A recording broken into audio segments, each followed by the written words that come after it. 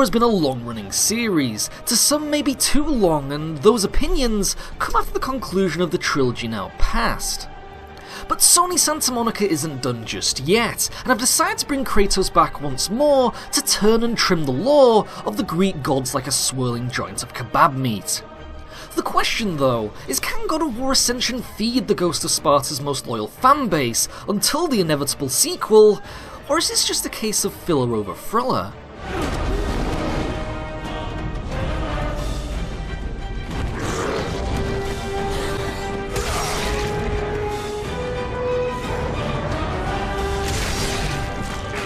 Looking back, it is easy to notice that Kratos' journey consists of a lot of gaps. During his 10-year servitude to Ares, he must have gone on many an adventure, and this time we embark on a quest that made Kratos learn of his master's betrayal. To my surprise, Santa Monica has actually crafted a rather action-packed scene setter, with classic movies like Jason and the Argonauts or Clash of the Titans becoming even stronger influences this time around than ever before. Kratos, the great Spartan general, was finally defeated. Driven mad, tortured and uncertain of his surroundings, the warrior found himself captured like a fly in the web of the Furies.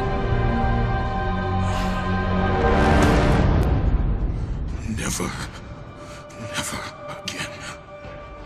The story starts off with a chained-up Kratos, after we discover that his promise to a god consists of an eternal blood oath that once broken means never-ending torment by the hands of the mystical Furies. As you might expect, it is up to Kratos to break from his shackles and push the progressive beatdown on his assumed captors. The thing though, is that we need to know how our anti-hero got there in the first place, and so sets off Ascension's constant back and forth into the past and present of the game's interlocking timeline. Unlike previous installments, Ascension gaps a lot more of its story, and instead plays homage to the series' first outing by providing a stronger emphasis on the journey in total, be it puzzles, large-scale environments, or epic confrontations with monsters.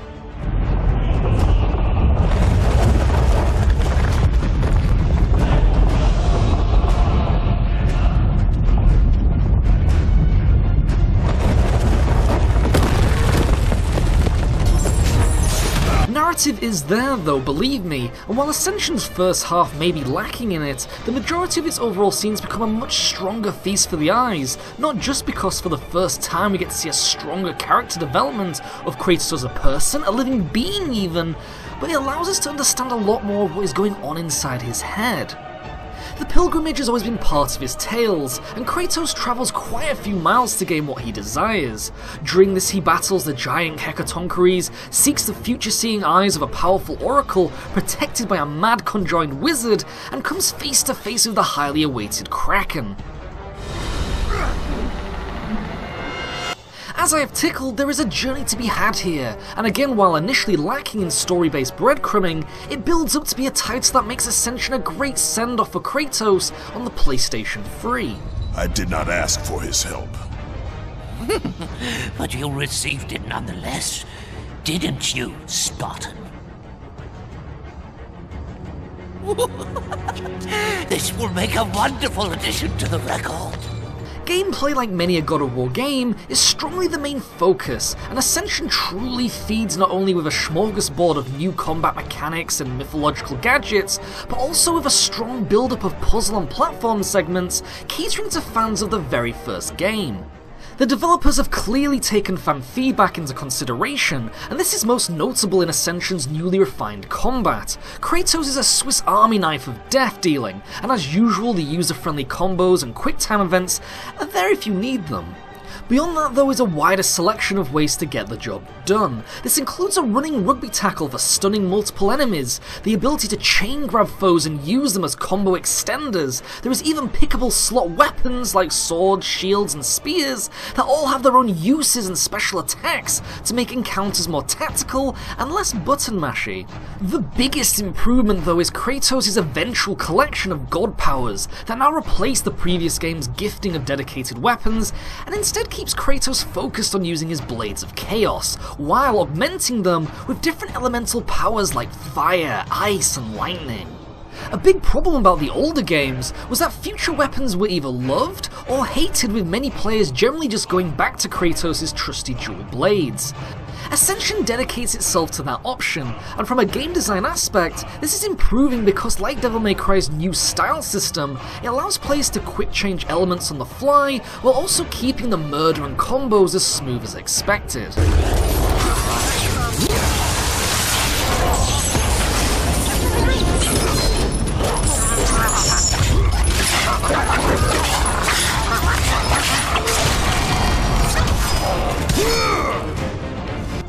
Little toys are there to play with too, like a slow-mo stun amulet or an oath stone that empowers Kratos with the ability to duplicate himself.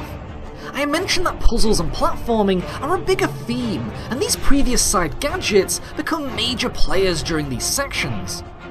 The Amulet of Ouroboros, for instance, decays and rejuvenates objects of the past and present, meaning Kratos can rebuild or destroy environmental structures, or use the Oath Stone to make his duplicate hold down a button for a door mechanism, among other tasks. The journey itself evolves from a platforming perspective as well, with every environment feeling like a seamlessly long-running roller coaster.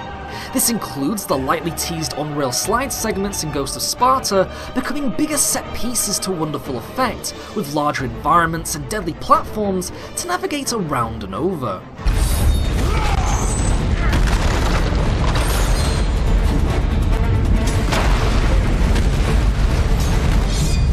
Will not be defeated!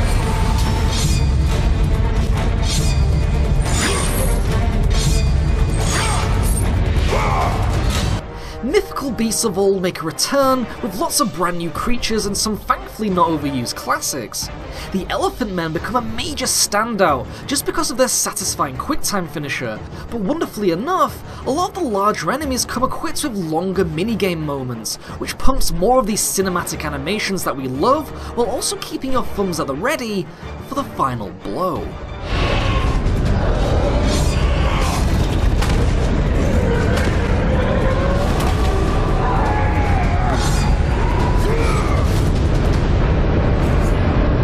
For God of War, it wouldn't be itself without some awesome boss fights to be had, and while not always ramping up onto the scale of, say, God of War 3, it still has many a surprise up its sleeves, and of course they're just as violent and bloody as ever. Something I loved more about these confrontations was the seamlessness of its switching between actual gameplay and cutscenes. Ascension's graphics engine has been perfectly fine-tuned to pump every last drop of power from the PlayStation 3, and this means pre-rendered cutscenes are a thing of the past.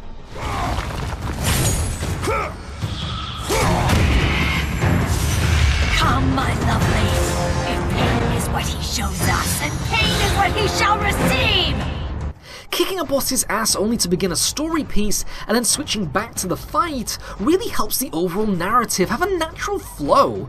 But what's more is that Ascension does all this while staying at a solid frame rate and always staying as beautiful, no matter the size of the battles.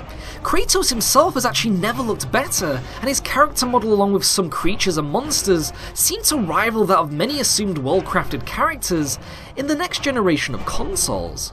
There are moments of odd environmental rendering, sure, but it's so unnoticeable it partially doesn't have to be mentioned. It just shows that the PlayStation 3, depending on its developer, has tons of content left to offer, and that maybe we rushed into the future of gaming without truly seeing what this console could really achieve, and Ascension is evidence of this.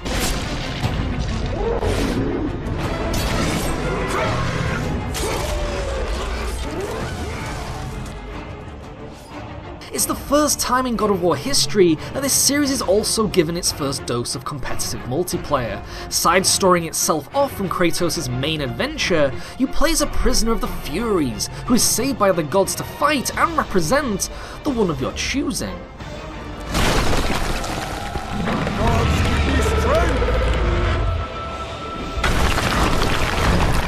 Birthing as a generic bald man, you pick a god to worship, all who give you different powers, weapons and armors during your leveling growth. Through all of this you take your mini-you through free-for-all arenas, team-based skirmishes and even two-player co-op to not only impress your deity, but also unlock loot to improve skills, strengths and magic. The modes offer a lot of diversity among the maps that all have their own special effects and personality. One map, for instance, has Hercules taunting the gladiators throughout their battle and joining in sometimes to build up the tension. Another focuses on two teams battling over a giant Cyclops, with the victory going to whoever can chain it down and deal the final blow.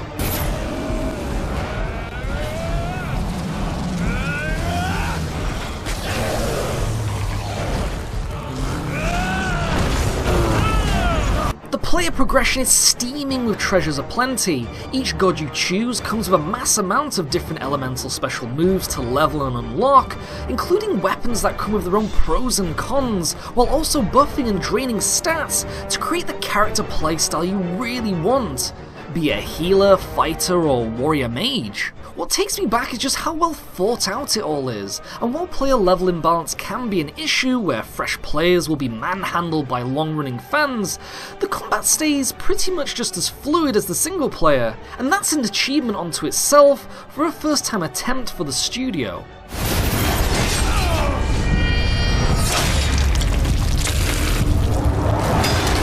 The gods have intervened. God of War Ascension adds more to the lore of video games' legendary White Walker, and while sure it may come off as filler from the outside looking in, the developers have given it enough room, content and personality for it to stand on its own, as a title just as strong as God of War titles gone by. Proxy playthroughs gives God of War Ascension a shining, glimmering gold muffin. But what do you think of God of War Ascension? Proxy would love to know. But until next time, ciao.